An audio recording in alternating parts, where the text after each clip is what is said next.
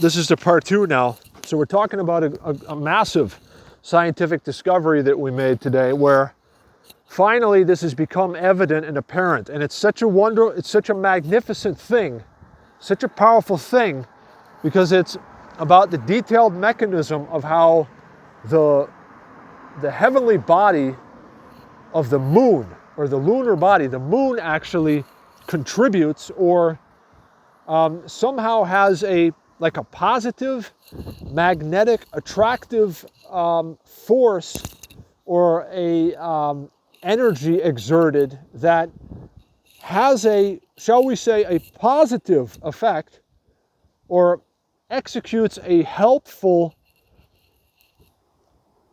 sort of a service and a contribution as to what happens on this heavens and earth plane and earth, human, and life activity. And I explained in the introduction that oftentimes when I would go on journeys, or I would wander wisely in nature, and I had the ability to go approximately anywhere, north, south, east, west, would find myself going east or southeast in the early afternoon during the summer months.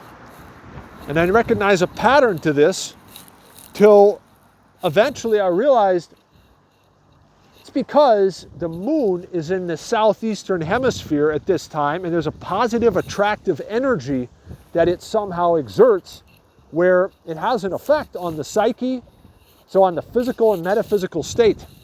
And this is actually partially scientifically proven, because it is also said that tides, like at the ocean, that are a real scientific fact and evidential part of how the universe works systematically, tides, they are said to be somehow also systematically facilitated, or in part facilitated, by the moon, and how the moon has an effect on what happens on Earth. Now, it's a thing that creation was created by the Creator as a perfect, like a habitat for us. So these things, they serve us. We're not governed by, there's this old saying that stars entail, they do not impale, right? So true astrology is understanding the logics of the stars and God's creation, so that you can benefit, and it gives more freeness, right? It's not something that limits us. It's just the system and the operating clockwork of the universe and the cosmos. And if we understand that, we have a very high quality of life and can accomplish good things for ourselves and others in mass. So I'm on this subject now. I'm going to explain what happened today. This is the example of this. It's what happened today, and it became so clear to me earlier that I changed what I was doing, because I realized now this is the way to go, because this is how the energy is moving now. I'll explain what happened. So today when I got up, I felt inspired to travel to the west, literally that way. All right, I did that after taking a walk toward the east first, and then feeling compelled to travel west. I also checked what the orbit actually, or the trajectory or the course is that the moon would run today from east, rising in the east, passing over the southern hemisphere at a very low level, and then setting in the west somewhere shortly before 5 p.m. today. Okay, so I had in mind what the trajectory of the lunar body would be, what the orbit of the lunar body of the moon would be. And what I noticed was that as I felt inspired to travel west, the exact direction I felt like going was actually the exact same direction that the moon was going and headed toward. Till finally, and sometimes you see the more important or precise details of the things that really are as they are and as they happened if you look in intelligent retrospect. So part of it, the progress report here and the knowledge being revealed, is because of a scientific experiment and the data being analyzed and evaluated, and wisdom being gained further, even more wisdom, right? So like I said, what happened was, today, I then ultimately, at around 2 p.m., I set out to the west.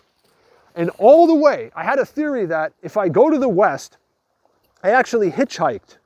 So you realize that what I'm doing is, and what you're doing in life, it goes for all things, there is positive support that has to be available for these things to manifest. Like if you go hitchhiking, a car with a good, safe driver, right, has to stop and give you a ride. Otherwise, you're not hitchhiking.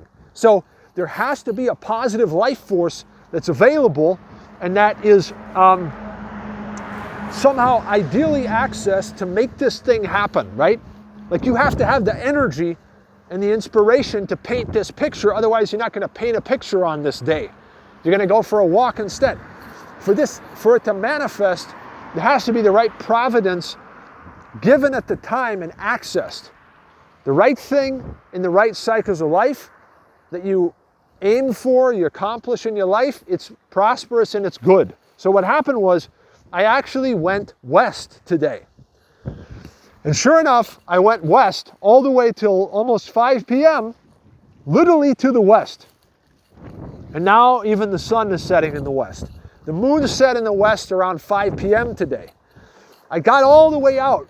I got out very far west by hitchhiking to scientifically experiment to check if my theory was correct, that there's a positive support in even physically moving in that direction of the hemisphere because of the fact that the moon is moving that way, and there's an attractive energy and a type of support or a contribution that the lunar body makes as to what happens on Earth. And I was correct. I literally hitchhiked about 30 miles west till around 5 p.m. And I knew that the moon was now setting under the horizon in the west at like 5 p.m. And I'm standing there and I thought, you know, I wonder if I should keep going west now because the moon is still in the west and it's moving in the west. And then I thought, look, what if you follow the trajectory that the moon is moving on, there should be a magnetic, positive supporting force that draws you in that direction, and your earth, human, and life activity should be supported by that. That's actually my theory, and theoretically, based on what happened today, it actually is correct. So then what happened was, by about the time that the moon started to set around 5 p.m. in the Western Hemisphere, I was still hitchhiking. And what happened was two vehicles stopped. And both drivers were very cordial and friendly. And they said, "Where are you going?" I said, "It's a place to the west." And they said, "Oh no, I'm going the other way." So they were going east. And then I was theorizing, I thought, you know what? Could it be that the moon has already changed its that basically, you know, of course it takes a while for it to go set in the west, change from the west, and start moving to the east, so to say, and pass us, and then technically so that the moon would be ahead of us, moving toward the east, and we would be drawn to that way. Like if the moon was moving, it was pulling mass and matter behind it with an energetic attractive force. So then it would take a while after it sets in the horizon to pass underneath or whatever it is, so that then it would draw you in that direction again as it's ahead of you again in the east and you move east. But apparently what actually happened, and here's how to test these theories, my friends. Sometimes if you have an intelligent theory, right, you have to test this theory, and the way to actually determine what really is happening or what's going on is this. You have to go and very carefully and neutrally observe during the scientific experiment, pay close attention to what's actually happening and what actually happens. Because afterwards, right, you can actually look in retrospect at, okay, what was my theory based on all the wisdom I have? What actually were my objectives and what actually happened?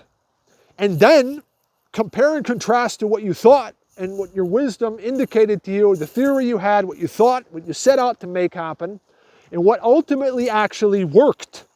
what actually manifested or not. And what you'll find is that if what actually manifested and happened was in accordance with what you thought would happen and your theory supported, you can basically assume that your theory is very close to being correct. Now, interestingly enough, what has occurred is that post 5 p.m., and it's currently 7:33, I am actually heading east again. And I've been doing so since about the time that the moon set under the horizon in the west. I stopped going west and I'm going east again. Another interesting fact is that the wind today has actually been blowing from the west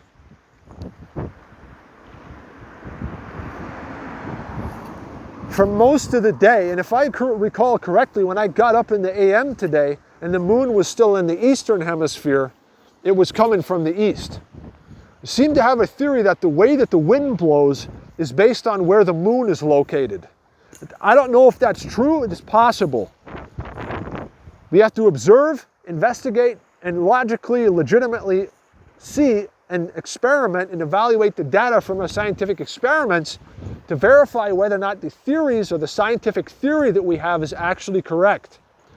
Now look, I'm currently heading home to the east. My theory is that, and so far I'm correct actually, that my endeavor, what I'm doing, is like automatically supported by cosmic support and energetic cosmic support because it's, oh wow, because it resembles the way that one of the major, oh wow, because it's, wow. Now I realize it's not because the moon is exerting an attractive energetic force and pulling matter behind it in the direction that it moves, even over the earth. Rather, because of the fact that the moon itself is even moving a certain way, we can see that there's some force that's causing energy to move a certain way at a certain time over the earth and allegedly under the earth too. This now shows to us that it may not even be the case that the moon itself as a heavenly body is what exerts an attractive force onto things on earth like the ocean, thus making the tides, but rather that there is behind that visible layer of things, there's a way and a reason that energy moves in this heavens and earth plane from causing the same thing that we can see visibly where the moon rises in, or like the sun rises in the east, sets in the west every day, right? The moon also rises in the east and sets in the west generally. So there's some type of a rhythm and a pattern of movement of energy that, because remember, when the moon, or okay, let's take the sun for example. The sun, right? When the sun rises in the east, it passes over the heavens and it sets in the west, right? It does this every day. There's a pattern there, but the reason why that is going on is also even higher and hidden and more hidden than what we can see on the visible level of this actual heavenly body moving a certain way systematically. There's even an explanation behind that. And so now I start to think,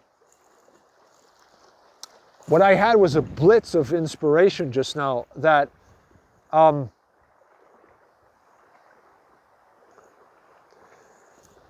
what we can see on the visible level, right? Like if you're standing at the ocean, you see the tide, the high tide, and then you see the low tide. You're observing something that's physically real, that's caused by a systematic, rhythmic, pattern of movement, a combination of like the moon and how it exerts force, or there's a force exerted on earth and bodies of water. It's a real thing. And the explanation for it, though, is also in the apparently invisible realm. So, okay. Now my theory is that, like, I've had this happen so many times where I have physically traveled during the day in the direction of, or in the same trajectory as the moon was traveling, and I happened to have a good day. I went a lot of places. I gained a lot of things. I had a beneficial day. And I started to think that It's just that you're moving in harmony with how everything is moving, and so there's more movement, there's more increase, there's more benefit, right?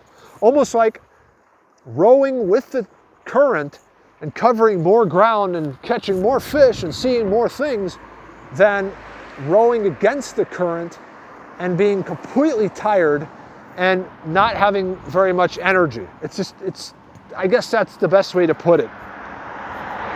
Now, listen, everything that I've presented here is actually true, yet I urge you to investigate it yourself and to find the truth for yourself about this, because it appears to be the case, and it appears to be a true thing, that there is a systematic way that energy moves. Like, if you're going to spend the day, if you're going to spend the entire day, and you can choose where you go. East, west, north, south, 12 hours, right? What are you going to do today? You're going to travel to the east, to the west, to the north, to the south. How do you feel?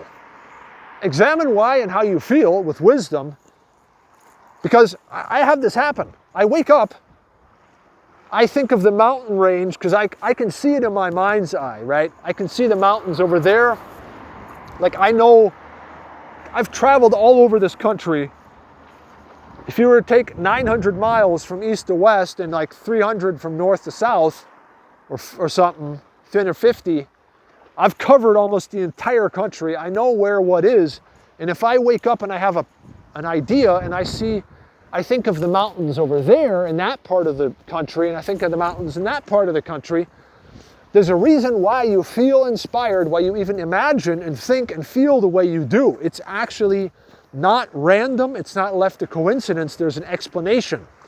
And I've observed this, and I've connected the reoccurring, parallelly occurring key factors to identify that okay, all right, listen. When I got up today, I literally saw in my mind's eye, I saw this mountain that I'm looking at over here. And I felt like going this way. And I knew that that's going to take like 2 hours. That's far. There's a lake here. I've got to go around the lake, either north or south. It's a long ways. And sure enough, I felt inspired to go that way. That's what I did today. I'm actually still doing it. Why am I not going north or east or south, right? It's because of the way that the heavenly bodies that move from east to west during the day, they also inspire us somehow metaphysically in the imagination, even with a more attractive vision in the mind's eye of where, and related to where they actually are physically or something. It's very interesting.